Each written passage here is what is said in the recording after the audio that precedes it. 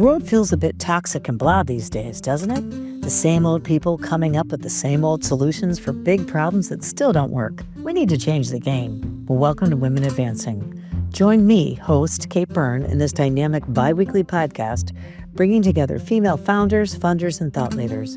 Listen to the people driving change, how they got there, how you can help, and yep, how you might just be the next one to advance. Proof that all ships rise with women at the helm. That's what happens when Women Advance with Kate Byrne. Hey everyone, it's your host Kate Byrne with Women Advancing. Today we're going to figuratively play together with what? None other than so many people's favorite plastic brick of all times, Legos. Now, Lego is probably one of the most forward-thinking companies, and my dream is to actually get the CEO on an episode, so we won't go down that road. But so many people actually think of it as something that we've played with when we were little, with our grandkids, with our kids, and we stick them all in the little box in the back, and they're so annoying, all those different little pieces, and that they belong in the playroom. Well, today's guest is Jolynn Ledgerwood, and she's the principal of Elevate Your Talent.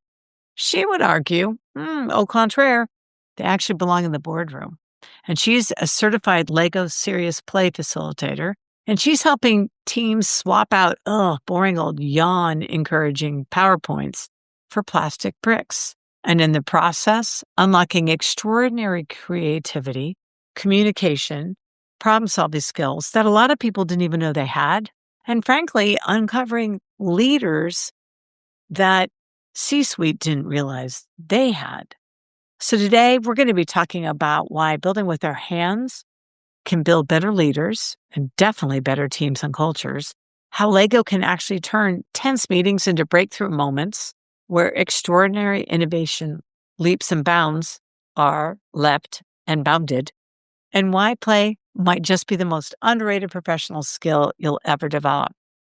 Be sure to stay to the end because we've got a few KB takeaways for you.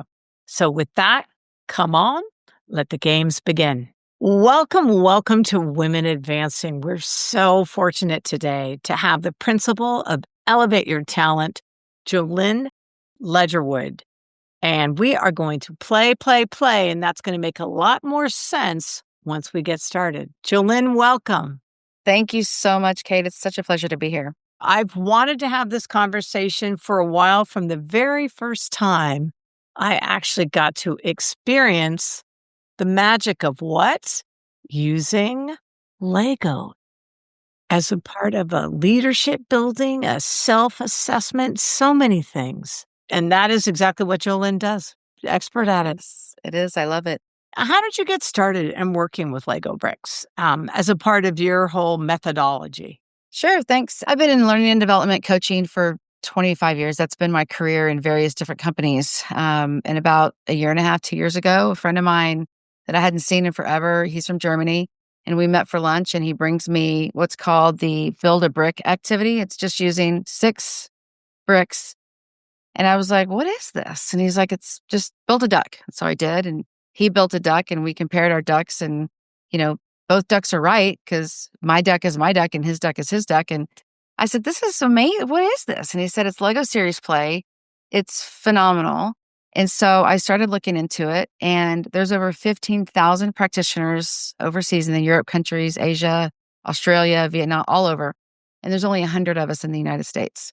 And I thought, this is crazy. This is amazing. Like, I've done training development for so many years, and there's different tools and different, pieces and assessments and all these different things you can do.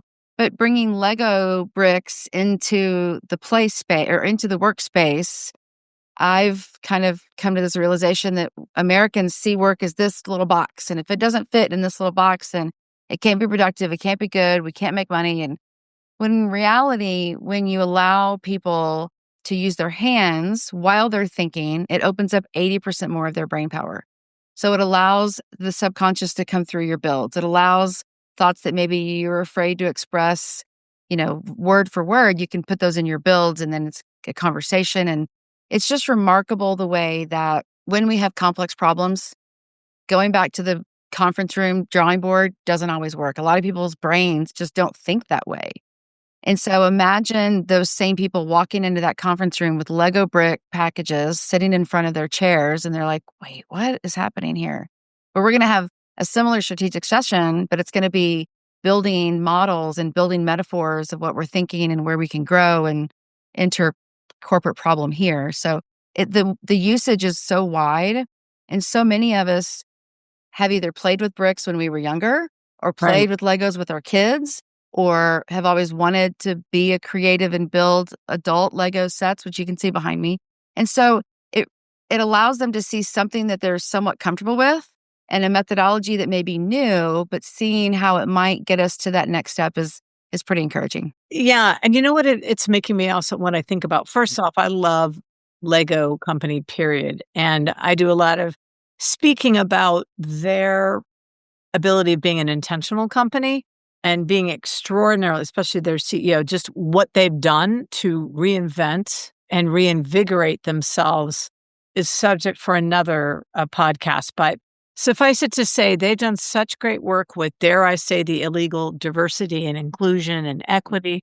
Right. They are right now, I know, also taking a look at how can we make it more sustainable and how can we look at some plant-based alternatives for creating the bricks. So they're really so on it and ahead of it in so many ways. One, two, hello, the fact that you just said, um, you know, we're so many people I look at it when writing, and people are handed a blank page of paper. There's some people like myself, I can go, oh, blah, blah, blah, blah, blah. Not everyone can do that. And certainly not in a room of your peers where you're essentially saying, okay, with the strategy session, be smart, Hmm. be funny, be creative, right? Yeah. And so it makes so much sense when you think about it that if you reincorporate and reintroduce play, fun, and invention, it can only be create a competitive edge for a company. Right. The opposite of play is not work. The opposite of play is boredom. Ah, And when you bring these love pieces that. in together, it really and at first, I'll just lay it out there. There are some people that walk in and they're like, "This is so dumb. Like, I'm not gonna build. I'm not creative. Like, ugh, no, I'm not gonna do this." And when we start, it's not an immediate build your ideal CEO. We don't start that. We jump in with smaller exercises that kind of ease you into building and getting comfortable with the bricks, etc. We build with the Duplo bricks and the Lego bricks because they Ah. do fit together. Many people don't know that the original Lego bricks that were built still fit with the current bricks that they make today. Oh, how Fascinating. cool is that? Lego is just a phenomenal organization, and you mentioned it a little bit, but they went through a lot of troubles through the years, keep reinventing themselves, and what they've created now is just unbelievable. I buy my sets from Lego. However, the proceeds go to the Lego Foundation, which is their Nice. charity organization, which is incredible. So yeah, it's taking people out of the box again that we force them to. I used to train sales reps for a cybersecurity company, and we had the 2-day sales kickoff at the hotel conference rooms where there's 10 tables around, all the sales associates and business BDR business development reps, everybody sitting down. And we expect these people that are high energy, high motivation, high activity because they're sales guys. That's what they do all day, every day. We force them to sit into a conference room where it's dark so you can see the projection. You have somebody standing there spieling about all these new products and they're like jumping out of their skin. So that night I stopped at Target and bought some Play-Doh. This was before I knew about Legos. Bought some Play-Doh, just the little party ones that they Oh, give I trick know or it treating. well. Yeah, yeah. And put one at every seat at the table. And when they first started coming, they're like, "Is this for an exercise? What's this for?" I was like, "Just it's on your table. Enjoy." Seeing the difference in day 1 versus day 2 when they were active, they were listening to the presentation because they were able to fidget and use their hands and some of the creations they made in Play-Doh were phenomenal. They were just unbelievable. I was like, the detail, like somebody built a motorcycle and I just anyway, using It's your hands and recognizing that not everybody learns the same, not everybody processes information similarly. And with Lego Series Play, everybody's on the same table. Like we're all building together. So my admin assistant is part of the team. She's going to be in their building. My loudmouth sales associate, maybe he's going to be in their building. And my CEO, if he wants to be a part of it, he's building too. So everybody has a say, everybody gets to build, and everybody shares their builds. If they're not willing to build, like the CEO or leadership, then they are asked to leave the room because we're all in this together. We're all building together. And they see that if someone's a little bit quiet, their voice is the same as the loudest person in the room. So we're all on the same level playing field when we build and then share our builds and add and ask questions. And it's just fun. So it's interesting that you used Play-Doh. I used to use Play-Doh too. I still do actually with some of my different workshops and conversations that I hold. And my whole way I present it is it's your life. You can shape it any way you want. I love that. And I have people who never even open it. They just keep it there and it helps decide, okay, am I going to spend my energy on this or am I not? I love that. Yeah, no, it's a good reminder. It's funny how little things, and I totally agree with you. Kinesthetic, having worked with George Lucas Education Foundation, 5 different ways, kinesthetic connects the whole thing. It does. When I tell people just build and I can see them hesitate, I'm like, just pick up some bricks because your brain is telling your hands. And if you start thinking about it, you're counterbalancing that. So just start building. That's really interesting. I hadn't thought about it as a way of actually encouraging self-trust. Oh, that's really good. That Yeah, instinct, absolutely. Yep. right? Yeah, no, that's great. Trust yourself and trust you and build whatever's coming through. Exactly. I think it's great. Yeah. So, okay, what do you do? You're walking in to this boardroom and this or this group.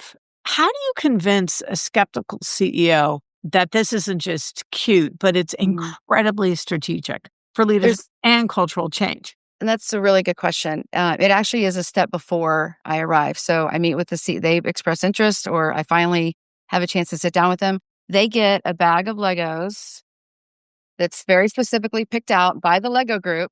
Do you get to pick your colors? No, Oh, these are oh, very specific. That's okay. These are the only. This is a specific set of bricks that I use and other practitioners use when we're introducing. So he has a set of bricks and I have a set of, I'm assuming he or she, yeah, we each have a set of bricks. I'm asking him to explain the company culture, who's involved, what's happening, what is your end result that you're looking for. And sometimes it's like, I don't really know. I just want us to be a better, more cohesive team. Great. I don't know. We have a lot of silos and I really want to break that down. Great. So as he's talking, I'm building a replication of what I understand him telling me. So then I can ask him back, does this represent what you're looking for? And it's a conversation back and forth. And so after that meeting, I come up with questions that we're going to ask, the flow of the workshop and how it goes. And again, the preliminary questions to get people building, the more in-depth questions, how we branch off of this or that. I get agreement on them on understanding that that's the plan for the day or 2 days. And right. then the day I show up, I've got small kits in front of everybody. I've got larger kits that are kind of covered in the back that they use as well. But we open it up to, obviously, these are not the bricks you're going to build with for the full 2 days. There's a larger kit that we tap into. And that, again, introduces more of the Duplos, the big animals, because Oh, when we're building, a green brick can be just a green brick if we want it to, but it can also have many other symbols. Yeah. So, and we want people to build in metaphors. So if I build something that's aesthetically pleasing to me, as a facilitator, I might challenge and say, okay, tell me how that build applies to politics today. And it really makes you kind of not second guess, but challenge yourself in, okay, well, I built this for one thing. I think it's cool. So how can I apply? So again, you're building metaphors, you're talking through stories. This green brick, again, can be a green brick. It can be grass. It could be economically friendly initiatives. It can be a bear. It doesn't matter to me. And no matter what you build, it's right. It's not a yeah, right versus wrong. Yes, there's whatever you build is yours and it's right. And those are processed. So I pose a question and then I allow everybody to build. And then once everybody's done building, we go around, everybody shares the story of their model and what it is and what it means.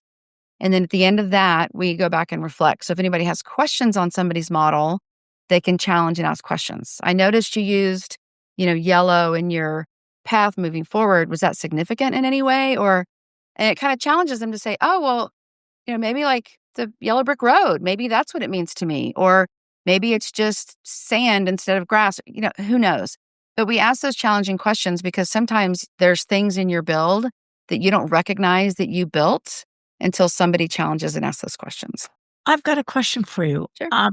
Through that, have there been any like unexpected breakthroughs, or like been one of the biggest head turning Shazam moments you've seen as a result of this? Yeah. So, and it's a little bit more detailed than what I just explained, but it was a 2-day workshop.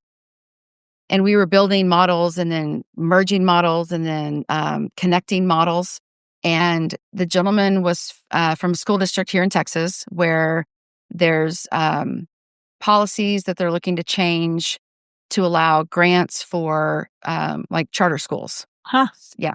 And so the question was asked, what do you perceive as impediments to that? What are some things that could happen if that bill passes? If public school students can now go to charter schools instead of public schools, how does that affect you as a public school? And so we each built a little model of what that looked like, and then connectors, and they can be kind of just the snap pieces that fit on top. They can be the harder connections. They can be, more rigid. Some of them are a little bit more giving to each of the departments within the school. So did it affect the students? Yes, because we could have smaller class sizes. Does it affect the teachers? Yes, because they're going to have smaller class sizes and they may not have the funding or the pay that they used to get because that's being pulled off for those grants. Does it affect the parents? Absolutely, because you're going to have a completely group so looking at that, it just kind of it challenges you because we built the entire organization of the school and all the people impacted within the school.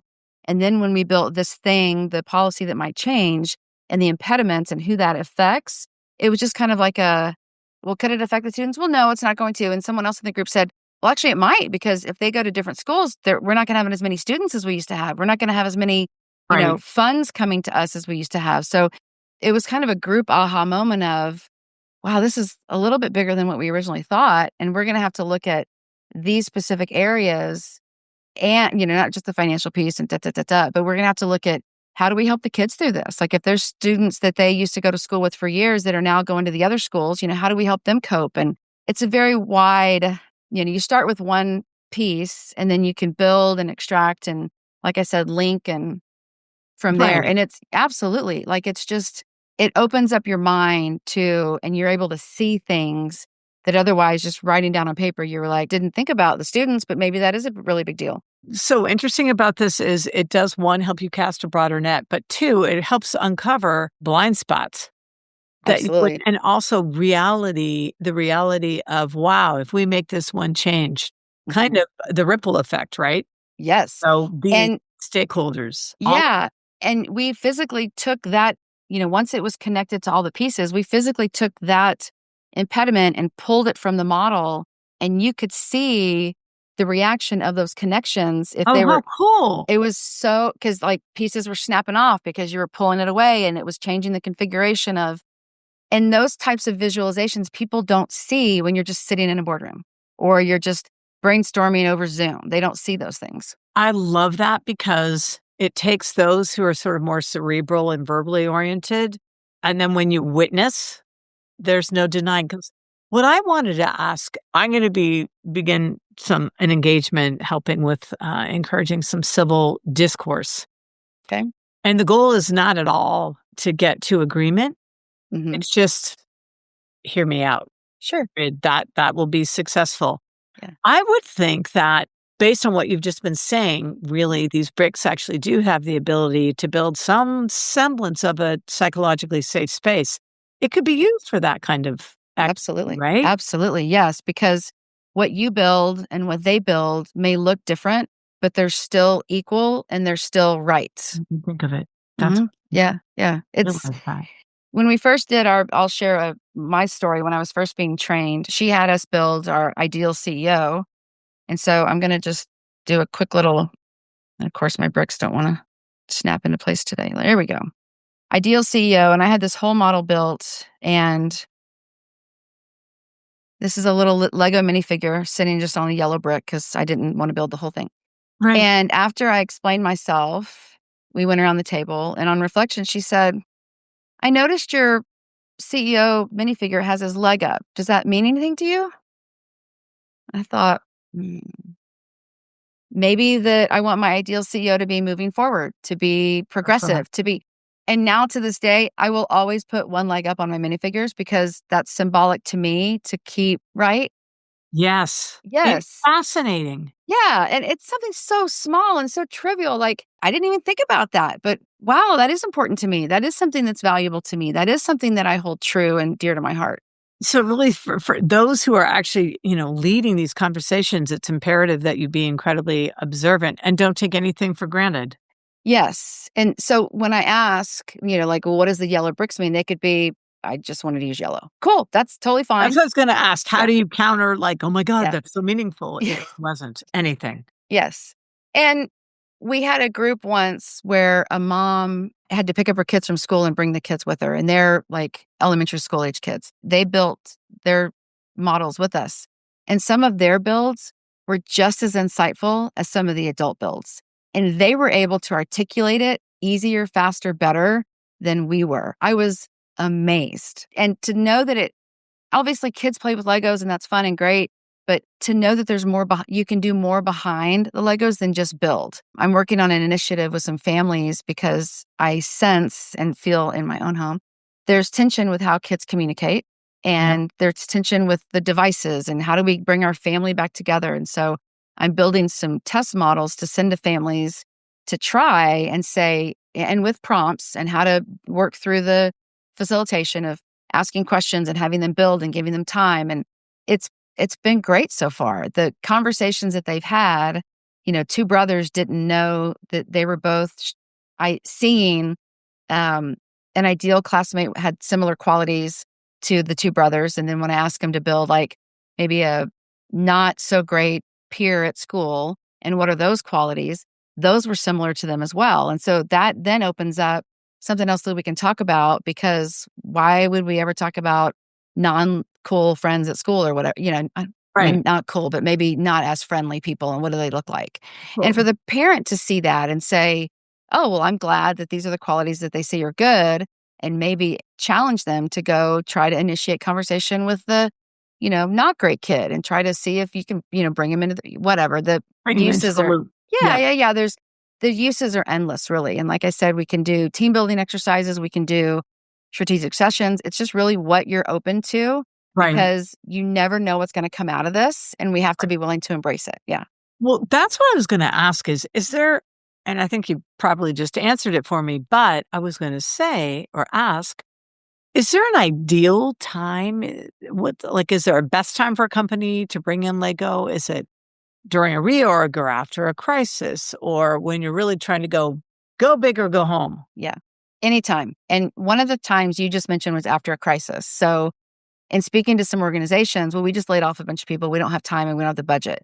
And I'll challenge that and say, now is actually the perfect time to do this exercise to understand what they're thinking, what they're feeling, for you to share that you do care about them and you do want to invest the time and energy for them to feel heard, seen, noted, and it's to challenge them and say, look, yes, we know we laid off friends. We know that we laid off people but we want you to know that we do value you and we want to move forward. And what does your role look like? And what do you think the company looks like? And challenge some of those builds so that they can see the benefit. So it can be anytime. It can be, like I said, team building, new orientation, strategic crisis, whatever. We can build around what's just happened and ask questions that lead to understanding. I had a company that asked me, could we do this for a remodel of the office? I want to know what's important. I said, absolutely, we can. Oh, And so, what was important to you in your office? Some pieces that they had in their old office were not displayed in any of the builds. And they knew, okay, well, we don't need to, we don't want to keep that in then because nobody cares about the foosball table or whatever that may right. be. Yeah. Yeah. No, And that's it's yeah. a fun way to bring people together without, "Hey, let's go to the bar and hang out after work. Let's have a team building at the bar." Like, there's a lot of people that doesn't fit for. And if we Yeah. yeah, if we bring it into the workplace and if we make it fun while we call it hard play, because yes, it's fun, but we also have a purpose, playing with a purpose, yeah. Yeah. No, I like that. And I would also think that introspective or just, quieter or those people who are neurologically diverse or take a pick Yeah. really does it just opens it up. everyone to be able to have a role. It does. And Yeah. as you said, no judgment. When I was growing up, I grew up in Plano, Texas, just north of Dallas. I struggled in school. Like I worked so hard. I would bring my books home every single night. Well, my third year in college, I was diagnosed with a severe learning disability. And my mom said, "Oh, I should have known." I was like, "Mom, you didn't know. That wasn't a thing back then." But now Right. it is more understanding. People do accept the neurodiverse. People do accept ADHD, and to bring us all to a table where we're all equal and our builds all matter. I also do some work with Clifton Strengths Ah, and find I am very low strategic. So if you put me in a boardroom to brainstorm, I'm going to freeze up because my brain just doesn't work that way. yep. But using Lego Play allows us all to come to the table with what we have. There's no good or bad answers. It's just build what you have and we're going to work through that. And there have been a lot of CEOs or leaders that have said, "I had no idea she thought that. That is an amazing idea. I wish she knew that she could have told us sooner." And my response is she may have not known that it was there until we start processing through some of these things. And maybe get with her on a more regular basis and ask her what she's thinking or what ideas she might have and really culture that in her or grow that in her so that she feels seen and heard. I'm curious if at first a CEO or whomever, hires you thinks this is what we want. And actually, often they probably have at the end of a session Mhm. 4 or 5 different huge Yes. breakthroughs, right? Yes. So for me, measuring success is during the workshop, people are engaged, people are sharing, people are not making changes, but noting areas where they may need to make a change. Throughout the process, I talk to the leader. I'm sensing that we might need to take a side step in this direction. Yes, no, and yes, let's do it. So I'm engaging with them throughout the process to make sure they understand or they're good with the observations I'm making as to the group seems to be wanting to go this way, but you wanted to go this way. How do you feel? Always the leader will say, "Yeah, that's great." And then at the end of the workshop, that person and I will have a chat either that day or the next day, and then I draw up all the results. I've never had anybody say, "That was a total waste of my time. I wish we didn't do that." It's normally, "That was amazing. We're gonna work in this, and then we'll call you back and, whatever." One of the key things is you get to keep a small set of Legos, but Yeah. we do not keep the builds that they've built with the impediments and the connectors or whatever, because they may feel once that they've achieved that, then they're stagnant, then they're stuck. Yeah. It's not that way. If they want to buy more kits from me to Lego to do their own stuff, absolutely fine. And I'll Right. help as much as I can support that initiative. Success to me is the CEO, the leader, whomever saying, "That was a great workshop and I learned a lot about my team." Yeah. Great. Yeah. To me, it also feels as though it leaves kind of a permanent foot in the door of remembering to and questioning, am I seeing everything? Is there a different way that I can look at this? Exactly. If I had a Yeah. Lego and if I had a brick in my hand, if I had a hammer, but if I had a brick in my hand, what would I would do? What would I do? So if someone asked you to build a Lego model of the future of work, what would it Ooh. look like? For me, I'll call it the yellow brick road. That kind of came from my interpretation at one point. It's multiple people with me make on this journey. And yet there's also people along the journey, minifigures of all different shapes and sizes, that we meet and join us for the journey of learning and development. And it's just like an open road. Like we all have our legs up and we're all ready to go and we're going to make this path. And anybody can facilitate a workshop with Lego bricks. Anybody can do it. It's Yeah. the methodology, it's the understanding of the process. The specific kits we use are just very specific and I appreciate the level of care, I guess I'm saying, that we were taught in our Association of Master Trainers. There's a certain level of this is how we build, and these are the questions that we ask. And I appreciate and respect that level of professionalism and that standard being a little bit higher than just building with bricks. Yeah, and that's kind of interesting and ironic because there is a certain amount of rigor with that Yeah, and discipline. So it's, absolutely. huh. Yeah. Well, now I want you to think about sitting down with your younger self Mm. And knowing what you know now, what advice would you give her? Oh, that's a good one. I didn't get to play with bricks when I was a kid, so I would definitely introduce those very early on. I would tell her, you know what? You can do this.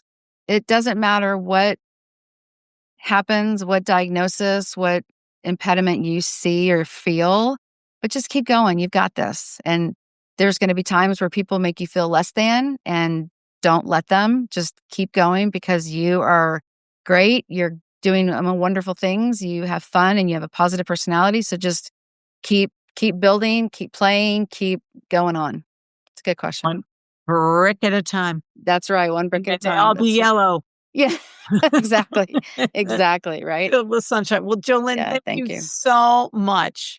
I really appreciate it. And you've got my wheels in the bus of my mind are going round and round for sure. Nice, nice. And I may reach out to you. Well, I'm going to reach out to you. And I'd love to partner with others. So if you are wanting Yes. to know more Tell about the us about that. process, yeah. So if you want to work, if you're already a Lego facilitator and need a secondary with larger groups, we have to have 2 people facilitating. Happy to help. I am willing to travel to meet you where you are to do Lego builds. It's a lot of fun. If you've never done it before, check it out because it's amazing. You can find me at elevateyourtalent.co or LinkedIn, Jolynn Ledgerwood, and I'd love to connect with you. Love to talk about all things play. Anything that brings play and playfulness into the workplace is valuable to me, whatever that looks like to you. Especially in these days and times. Yes, ma'am. Exactly. Little lighter touch. Well, listen, thank you. Thank you so much. Women Advancing crew. I told you, Jolynn, she's the one. You want to play with her. We have fun. Awesome. Thank Thanks you, so much. Kate. Thank you. Well, that was certainly a fun way to start the day for myself. I think Jolynn and this whole notion of Lego and Lego play bricks as a key eye opener and mind opener. And I'm going to say heart opener. I always throw that in there. I know, but it's really true. You have to admit that when you are in the moment and you're busy playing, so many things become more possible. So my 3 KB takeaways from this one, Lego is a great equalizer.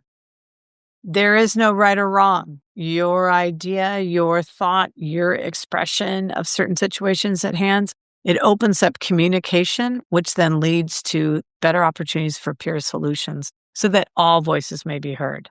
1. 2, it literally takes people out of the box. You know, one of the things that really struck me when we were talking is that whole thought about we say we want a lot of innovation, and yet we draw such thick lines around everybody, be it from the structural setup of a building and an office to roles, etc. Sure, things are getting a little more, flat hierarchically, but still, there's some very key lines in the sand that have been drawn. And I believe that Lego releases and removes all of those. And I love the notion of playing with purpose. At first, I thought that was a bit of an oxymoron because does it actually add an intensity? But I don't think it does. I think it just really frees people to come up with their own solutions and ones that they know that are going to be more inclusive for all in the room. So with that, I look forward to playing together in future episodes of Women Advancing. So until then, take care. Thanks for listening. May this episode inspire you to move forward. Be sure to go to iTunes, Spotify, katebyrne.co, that's KATEBYRNE.co, or wherever you listen to your podcasts and listen to even more episodes. Here's to strong women. May we know them, may we be them, may we raise them. Be sure to meet them on the next Women Advancing. Ta till next time.